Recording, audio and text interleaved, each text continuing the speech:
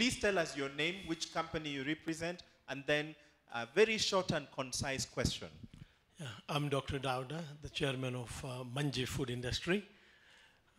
First, I want to thank all our previous speakers and encouraging us. It's very good. But one only thing that we need one stop of these approvals of licenses or all this, because as we have a problem also when we are in real estate, like we always say one stop approval of land, city council or NEMA. Same thing in business. More information, one stop approval of the licenses and all these things. So that will help to speed up, because as we are talking of infrastructure, traffic jam, so we always know time is money. So and it's a good idea, says in one building you get all the offices like mall, and I was very much happy to see that that kind of things, if we can come up faster, we save a lot of time. Thank you. Thank you, Dr. Dauda. Yes, I've already told you, welcome to Strathmore Business School. But now, the question is a little bit more sensitive, Bwana Amos Kimunya. Last year or 2 years ago, we did feel an impact of the political environment on business. What would you tell us about this coming period of time that we are going to face within the next 1 year? And then the other thing is that obviously we have a new constitution. Although services and products do not change because of a constitution, but the playground changes. And the way we could help counties develop their business industries, the way we could spread the distribution of finance, cash, and products through the new structures of the constitution. If you could tell us something about that, it would be very helpful, because those people who are going to invest in seeing each county grow are right here as well. Thank you very much. Okay, thank you, Dr. All right. Can I have a microphone for who here? First of all, we all are very thankful to Nation Media Group and KPMG for this forum, because without this, there would not have been any driving force for SMEs. Nobody would have been appreciating us, and it is for your efforts we are here. And I also thank Honorable Minister, Mr. Kimunya, for coming here and giving us some inspiration. Now my question is to the Minister of Transport, that to reduce the congestion or the ports, all CFS were formed. Now the operation at CFS is, I'm sure most of the people there in import business, and we have a lot of problem at CFS station. When the vessel is coming, the CFS is allocated to the vessel, and some of the CFS, they are not at all well equipped. Some of the CFS, they also don't have enough capacity to move the containers, and they are holding the containers for a long time, and it also increasing lot of cost while clearing. So I request the minister to look into it, because the ultimate purpose was to reduce the congestion on the port. But I'm sure this is not happening, and unnecessarily it is increasing cost of all the products of the importers. Thank you very much.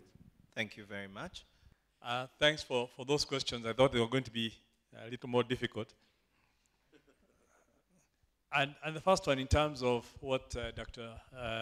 Dauda did ask about the one-stop document center, one-stop license center, it's something we've been working on.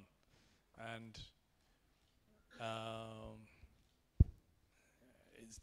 challenges have been in terms of bringing together the various legal structures involved.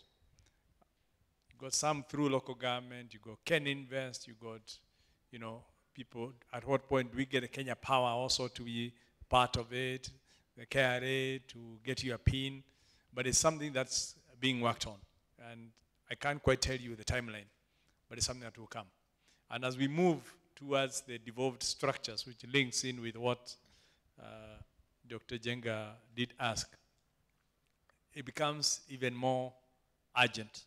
Because when you go to the county of Murang'a, when you go to county of Mombasa or county of Taita Taveta, and you want to start business, you would want to have a center within there where all your issues can be addressed within at one point. So it's work in progress, and I hope by the time we meet next year, we can report completion, not progress. In terms of the political environment, it's something I have kept on saying, that the worst thing that happened to Kenya at the end of 2007 was the exercise of that democratic right. You know, if you look back at where we were from 2003, when the economy was growing at 0.2%, almost negative in 2002. And we started growing 2003, 2.3, 4.6, 6 point something. And we hit a peak of 7.1% in 2007. December 2007, if you remember, the exchange rate of the Kenyan shilling to the dollar was 59 shillings. 59 shillings. We are now at 100. I keep saying, I wished we could have, by some miracle, postponed those elections until we had stabilized in terms of our economic growth. But democracy is democracy, and you know what happened. Since then, we learned our lessons, and part of the changes that we have been putting in place, the new constitution, a new judiciary, you know, bringing the culture of accountability much more open. It's part of ring-fencing the future so that we don't have a repeat of the events of early 2008. And I'm kind of feeling confident, because when you look at the way we conducted business in August last year, the campaigns for the new constitution, the maturity of the debate, and even when people attempted some hate speech or what looked like hate speech, there was structures in place to ensure people don't go deeper into that line. So we encouraged with that experience that even as we go to the new elections next year, we will not see the same attitudes that we saw in 2007. The hate speech that incited the people, the behavior of the politicians. When you look at the election law that we passed in Parliament,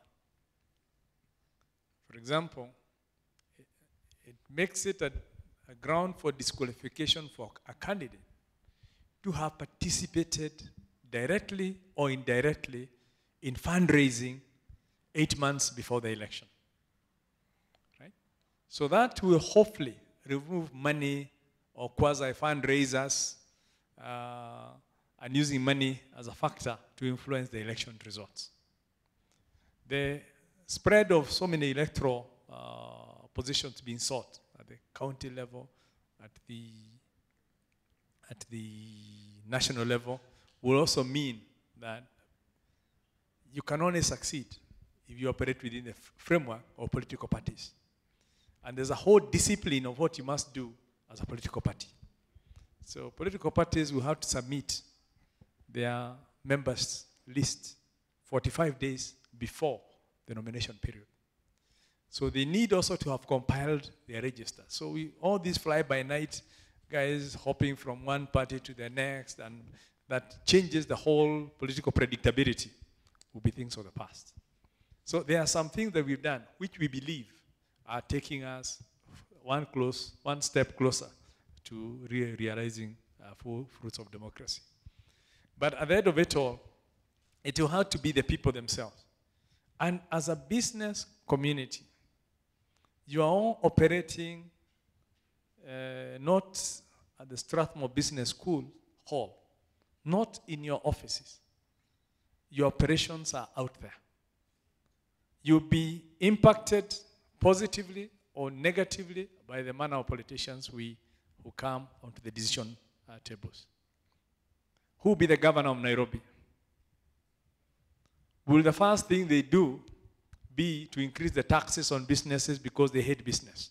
Because they think you are all musketeers who are just capitalists, who just want to make money, they want to be populist, and start taxing you, and start saying you cannot operate beyond a certain point?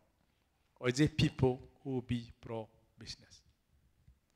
Are you going to get your workers, to get people you do business, to start thinking in terms of we need leadership in the places where you operate as businesses that will be supportive of what you do. Because that has been lacking in the past. In Parliament, we moved one step and said, for governor and deputy governor, we need a first degree. And that, you can see, is being challenged. Because people had campaigned very heavily. And they thought you'd use the mob crowds and the monies they can spread around to be your new governors. But I'm not sure they understand business. I'm not sure they understand economic growth or what the counties need to move forward. So my challenge to you in response to Jenga is, as we move to the counties, the potential of those counties, never mind the fact that at least 15% of the national income will be going to those counties. If I take Nyandarua as a typical county, the total money that the budget right now for this year is 296 million shillings. And you know, when they look at it, it's a lot of money. Come devolution, they could be handling 10 times that. But we have the capacity there to determine how that money will translate into a better environment for you to do business, a better environment for the county to grow, and for you to be able to operate there. So there's lots of money that's going to go to the counties, with 15% of the national budget going there. Lots of infrastructural improvements will be required, which will have to be determined by the private sector. But the important thing is for you as private sector. Let us not say we are private, we don't want to be involved in politics. For once, this time round, have a very keen interest on who will become your governor, who will become in the county reps. Within the new law on the urban and cities, urban centers and cities, there shall be no more mayors. I don't know whether you know that. You've seen the new law. It creates boards, town boards, municipal boards, city boards, and they'll have representation from, among others, yourselves, because we put it in the law. Who will then be determining how the city, the town, the municipal is managed. It will not be by councillors, it will not be by elected people, it will be by people appointed by among yourselves. So let's start thinking of how we can create those structures, because that is what will sort out the issues Dr. Dauda mentioned earlier about you want to do a new housing estate in a certain area. How long will it take to get the approvals? It will be determined by her board, and he'll be part of it. So there's lots of things we could discuss, but I may not be able to get through all of them now. But I can say that the new constitution gives us that advantage now to move Kenya to a different level. And for the business community, you have new opportunities that have opened up at the county level. In each of the 47 areas, stop thinking of Nairobi, start thinking of where you can now move your headquarters, where you can now take the leverage of lower costs structures and operate anywhere. And with iPads and technology, you don't have to be in Nairobi. You could well be in Isiolo. We're putting a new airport there. You can operate from there and service East Africa. You could be in Lokichogio. You could be operating from anywhere. Let's start thinking of diversifying and reducing the costs, which is something you need to start worrying about. Lastly, in terms of the port of Mombasa, the congestion of the port, yes, we took that decision that to decongest the port, let's move the containers to the container freight stations. Because a number of you had decided to use the port as your extended warehouse. You import cargo, immediately it's offloaded from the ship and lands. You find out of the 14,000 or between 10 to 14,000 containers you find at the port. If you look at the age they have been at the port, some have been there for longer than 1 year. In fact, there are some we are destroying now that have been there for over 8 years. And that's somebody who imported it to use as raw material for doing business. So I don't know after 8 years whether you still need that raw material. So we decided put it to the CFSs, which are private sector operated, and you sort out your storage charges. But they are also getting congested, that they are coming to me and saying, you told us to receive this cargo. Will these people ever pay us for this cargo that's been delaying here? They also have their own inefficiencies, we do admit. And what we've done is we have agreed with the port.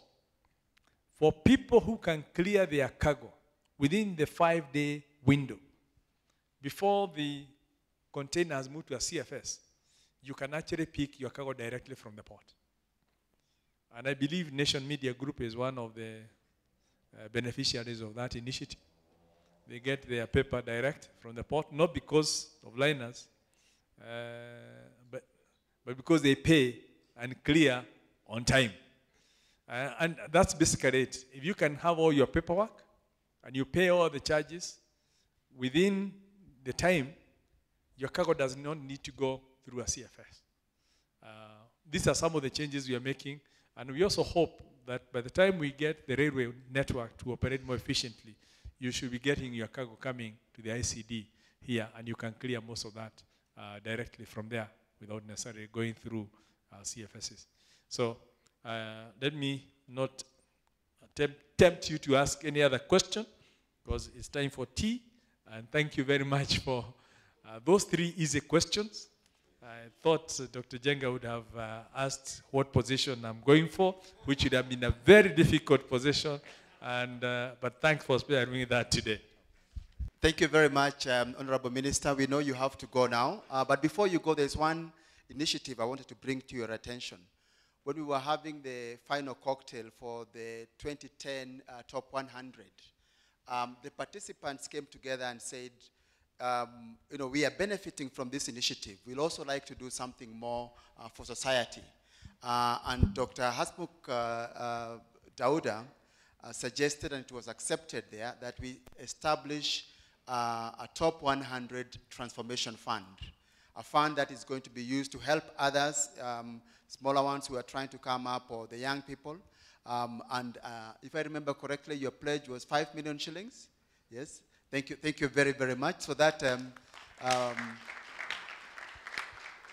we are putting together a framework to ensure that that initiative takes off, and that you will see young people who have also been inspired and supported by Top 100. And I think we can really make a contribution to this country. And finally, before we go for break, there is nothing like this that can happen without outstanding people. And we have a team of outstanding people. I don't know where they are at. If you can stand up, the team from KPMG and Nation Media Group, led by Philip Mwema and Robert Onyango. These are the people who have made Top 100 happen. And I can assure you, as a team, wherever you are at, if you focus on getting the right people on board, if you focus on giving them freedom to deliver, you will see things happening without even you being present. So thank you very much, Philip and the team, for the contribution. Hold on to your people, assure them of security, especially in these times, and I think you'll get good results out of that.